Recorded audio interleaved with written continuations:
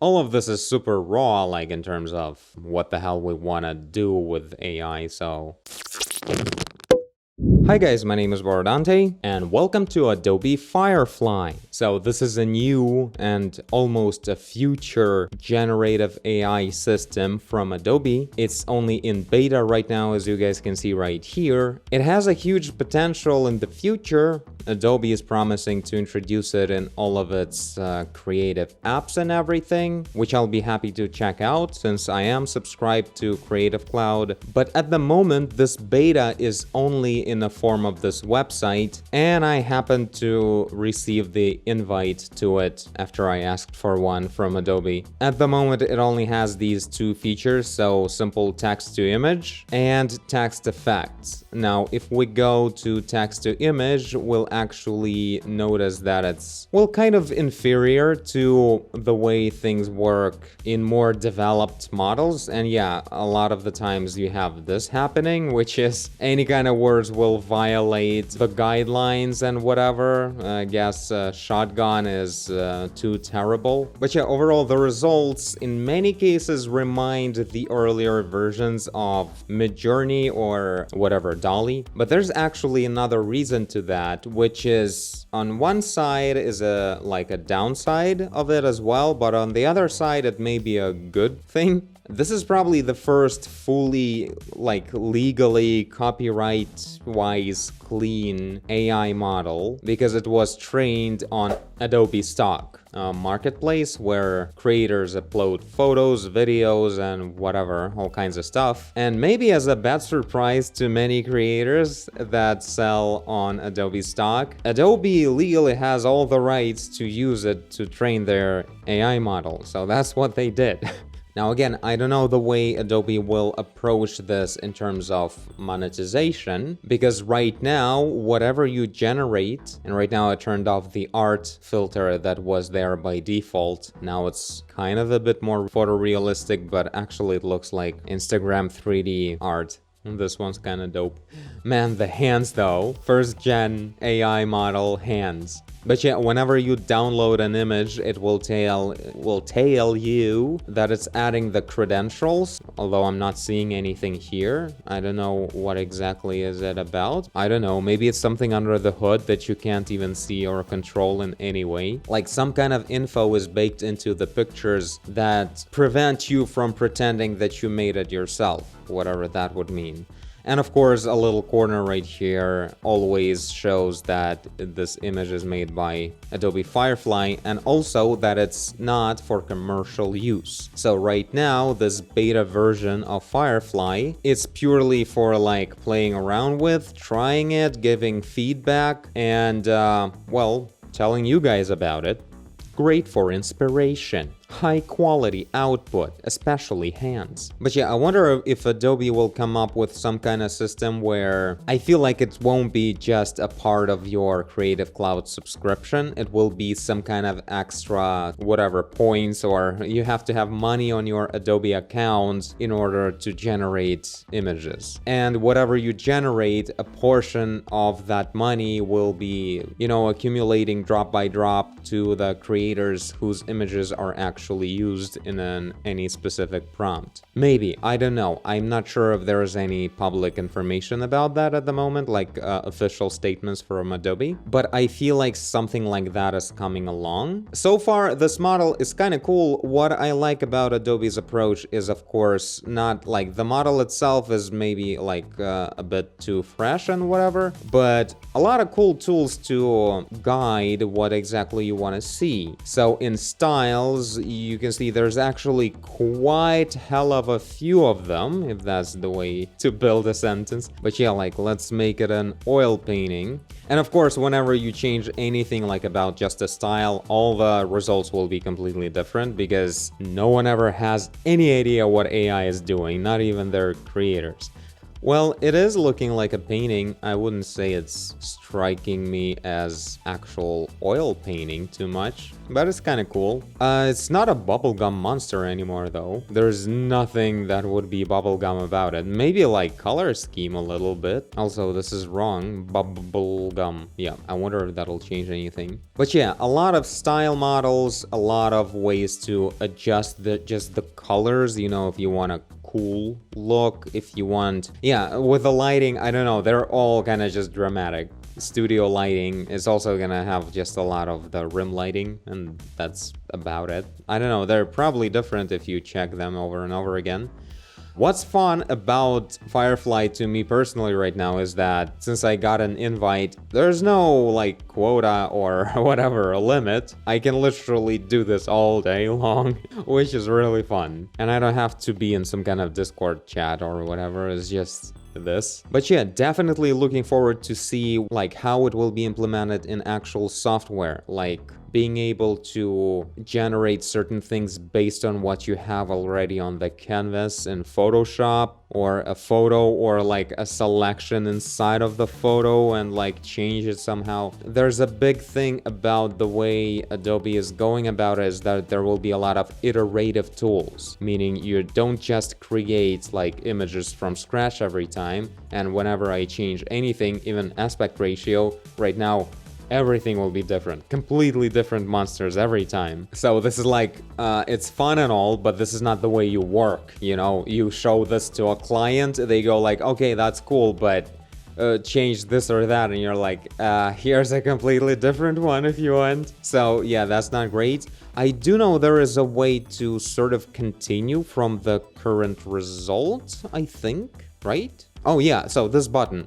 Show similar. That's kind of the way you go about it. I kind of like this one though. So by pressing this button, let's see how similar is it. I showed this to Nadia. She was playing with it for at least 4 hours. She made so many images, whatever the hell was going on. By the way, check this out, like how one picture is totally the same as the other one in certain spots in here. That's so weird. Brad plus boy swimming in porridge anchovy bath. I need to talk to Nadia later. Whoa, there you go. That's finally porridge. Cool.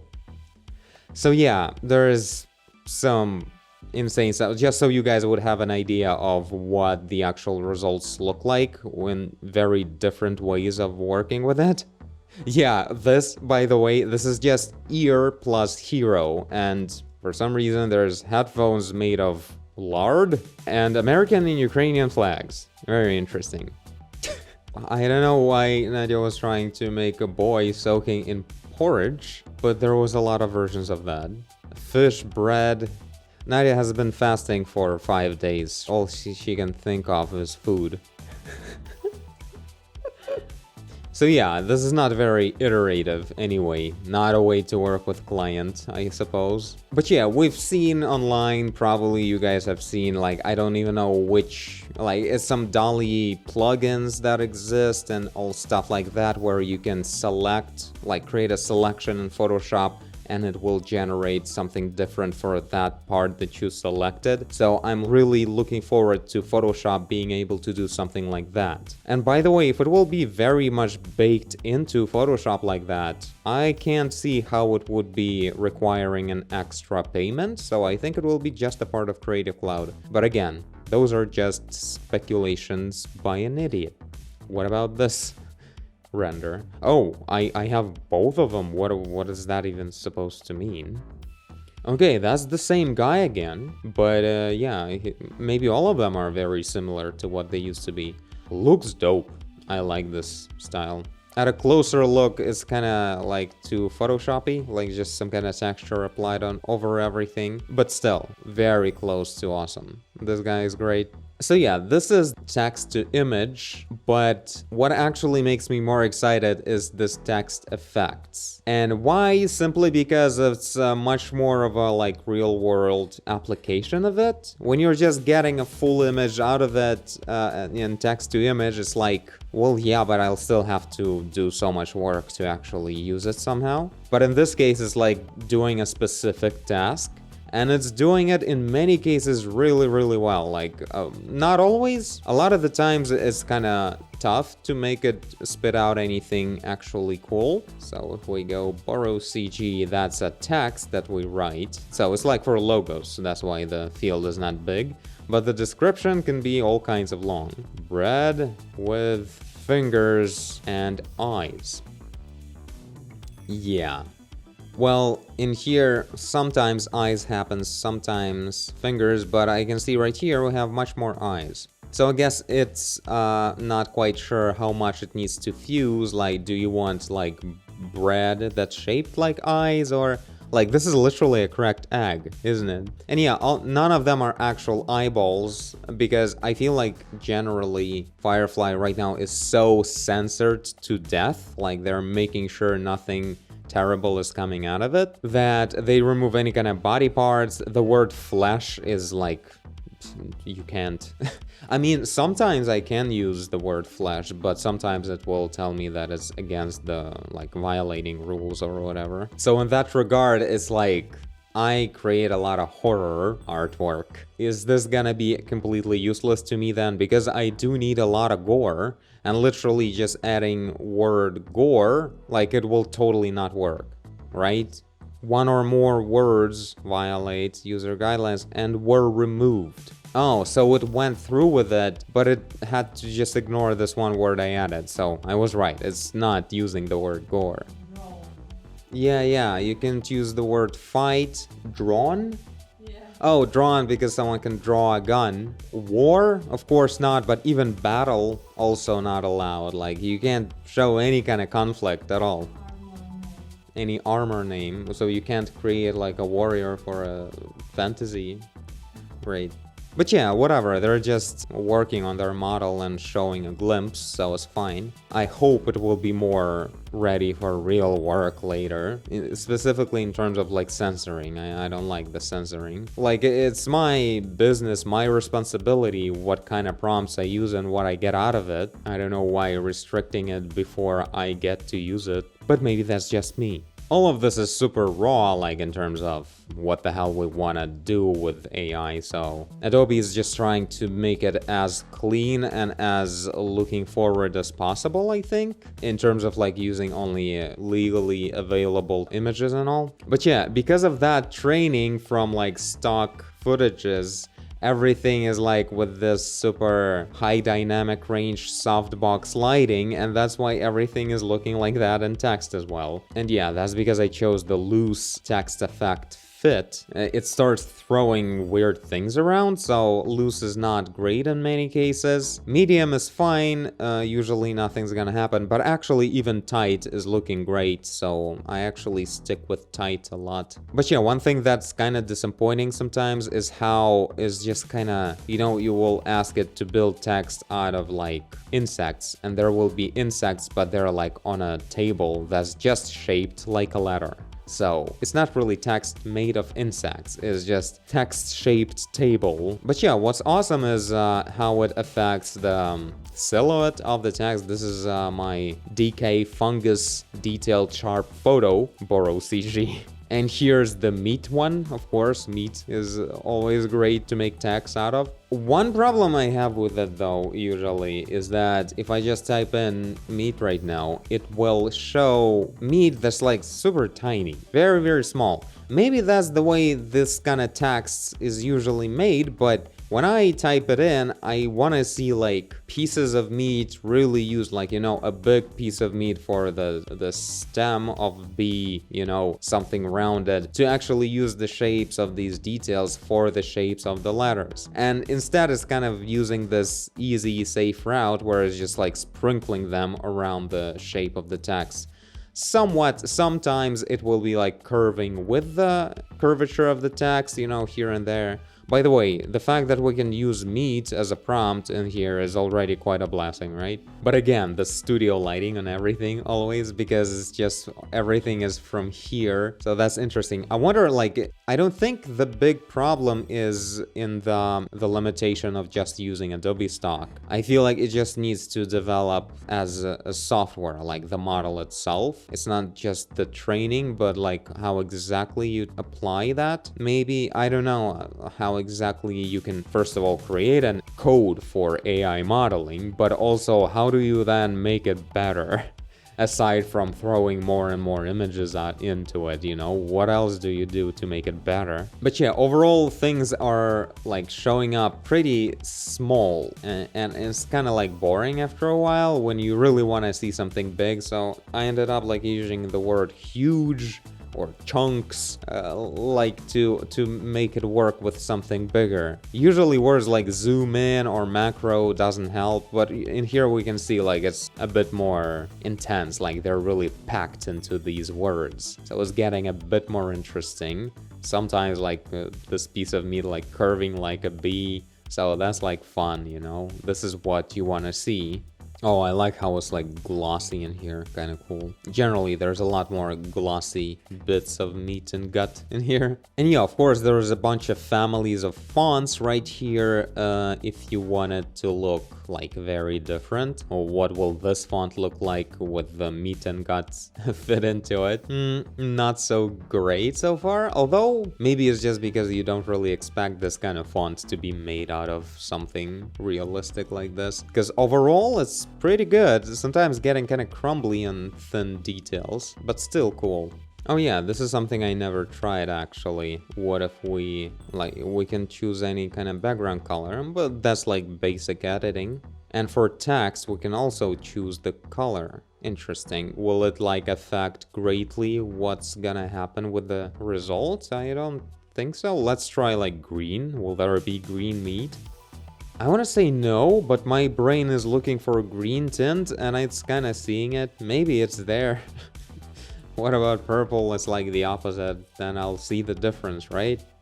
Well, I think I'm definitely not seeing the green tint. So yeah, it's like purplized. Blue should look kind of like cold. But of course, if you're asking for meat, you're gonna get red meat. Unicorn meat. By the way, unicorn works so well in this model. So many unicorn things, like you'll get all the rainbows and everything. How come everyone knows that unicorn pretty much equals rainbow, but kind of fancier? It looks like these weird who knows made of what desserts kind of thing. We need a different font. This is not great. So yeah, does it have like a certain emphasis on blue? I guess it does. If I remove that, will it become more balanced and less blue? Because as far as I'm concerned, the unicorn stuff is usually having a lot of this blue. Well, it's like, it's not blue, it's this cyan whatever color. And yeah, overall it's like full rainbow. And back then we had like pretty strong specific blue things. Man, these are looking dope. I didn't know unicorn meat looked like that. Another interesting point is that always the same letters will look identical. So it's kind of like generating actual font in a way. So maybe the way this works is that in the future you'll actually be able to quickly create an actual font and type with it. Maybe, I don't know, who needs to type a lot with a font like that, right? But overall, like developing your brand style or something, maybe it would be a thing. What is this driftwood? I don't even know what that is. Now I do. See, a lot of examples in here as well. Ice cream kind of looks like unicorn as well. Melted plus ice cream. Wait, is this plus at all useful? I don't get it. So it would understand that this is one group of things and this is another group of things, maybe. Looks delicious. Broken glass. Kind of looks like pebbles, like the broken glass we find at the shore of an ocean. Well, it is broken, I guess, but like decoratively broken. What if we make it like loose? Yeah, so loose works very rarely. Oh my god, all the letters but the B are having these weird things that no one asks for. Like, it's kind of looking cool sometimes, you know, but then it's overlapping each other because each letter is not aware of the letter next to it. And also it's just this transparency that's like very poorly implemented or whatever. Like on white, I guess it's looking bearable, but still like it's so repetitive and really bad. What's good about the loose mode is how we get broken silhouettes of ladders, like we get more chaotic in this part. This is what I would want to see more of, and not at all of this stuff, because this happens a lot with loose and that's gross. So yeah, with medium we still have this happening once, but the silhouettes are still pretty broken, but like a bit more, like everything is a bit tighter. With actual tight, we'll definitely don't have any floating bits like that. And yeah, silhouettes are broken a lot sometimes, but yeah, now we have this white background going on because it really needs to fill up as much as possible, and that sucks. Like when the background shows up, it's a fail, I think. Oh, it does say broken sea glass. What about broken glass? Well, it's sharper looking, deeper, like more serious colors. Can I make you like green again? Why is this like specific set of colors? There's no selection of greens. A lot of selections of warm colors for some reason. Maybe that's like more useful for actual work if you're doing something, I don't know. But right now I would like to select a deeper green for this glass, but I can't. I mean, this is looking dope. So balloons, right? They have no prejudiceness towards having a specific color, but for some reason it decides, oh, pink gold. It's like, it doesn't say that here. Just balloon, right? And I have this text color as a green. I wonder if it takes it into account straight away. It's kind of doing a rainbow because there's no definition. Why is it so completely messed up? Yeah, by the way, what's interesting, whenever it stops understanding what exactly you want, like if you type in some kind of abstract idea like weather, what you'll see is very interesting, whimsical kind of decorative pattern. And this is actually the most weathery weather result I've ever seen so far. But you see like some kind of calligraphical, like kind of almost letters kind of thing, always jumping between like teal and orange maybe, but usually kind of like black and white actually. These colors are like the temperature, that's why weather is making it happen. And some shapes, like you can kind of see the weather going on in here. But if you say like it just flow, I don't know, it might tell me that it has nothing to do with it. But if it tries, yeah, so when there's no objective things typed in, it will look like these shapes. It's always these generic kind of decor stuff, you know? And still teal orange, by the way. If I remove this, I don't think a lot of will change. So what I think is, it kind of works this way where whatever you type in, at first it will generate this kind of flow of details like this, because that's like its base under the hood. And then if you say like grass, long grass, it's then, you know, merging the dynamics of those whimsical details with the actual photography or whatever details of real grass, and we get the shapes out of it. And sometimes you would have like, you will add a little bit of the word that's kind of is objective but not enough. It will be like a little bit of these details inside of those basic black and white flow shapes. Like if we say just faces, for whatever reason is having a hard time making the whole face a letter, so it's putting several smaller faces, but it's implementing it inside of these flowy things. But because faces are so specific and have a very specific composition, it has a hard time merging it with the composition of the letter, I guess. But I mean, I did say faces, not face. Let's say like huge face. But still, like you see, like when it's spreading around, it's not just faces. It's faces that are rarely showing up inside of these abstractions. And if we go huge face, there will be just more of them. Sometimes they will even affect the silhouette of the letter, but we're not lucky with that this time. Maybe we need to go medium, not tight. Huge human face. Because faces, it can be like, oh, this vent looks like a face kind of thing. Oh my god. Well, now this is a very zoomed in big face. That's true.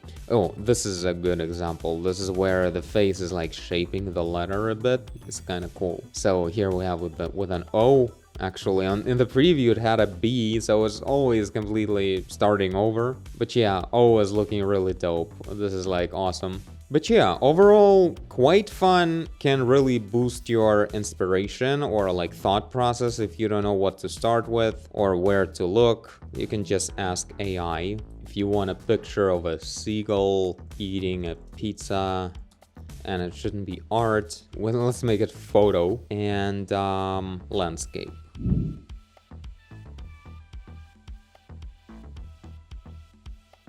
By the way, it's consistently pretty fast. I wonder if it's because like today's models are actually working faster, or is it because it's just a small amount of people are let into it, so not a lot of traffic. But yeah, this is a seagull eating a pizza, which may really inspire you a lot for something. But of course, another way to go about it would be using Bard. So I asked it, can you draw a picture of a seagull eating a pizza? And it said that it's a language model and whatever, so it can't draw a picture of a seagull eating a pizza, but I can describe one for you.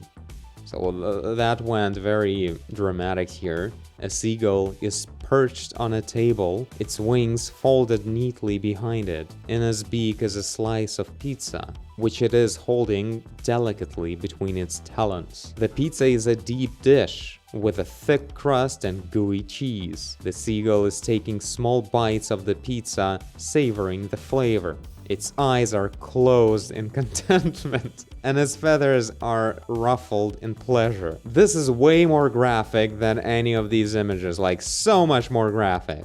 Oh my god. Anyway, for me this is it. Tell me guys how you hate Adobe, and I'll see you all in the next video. Bye! Can I make a Borrow CG logo out of seagull pizzas? Yes, I can. I kind of like this one, with actual full seagulls sprinkled in. Great! I'm rating this awesome. Everything has a crust, too.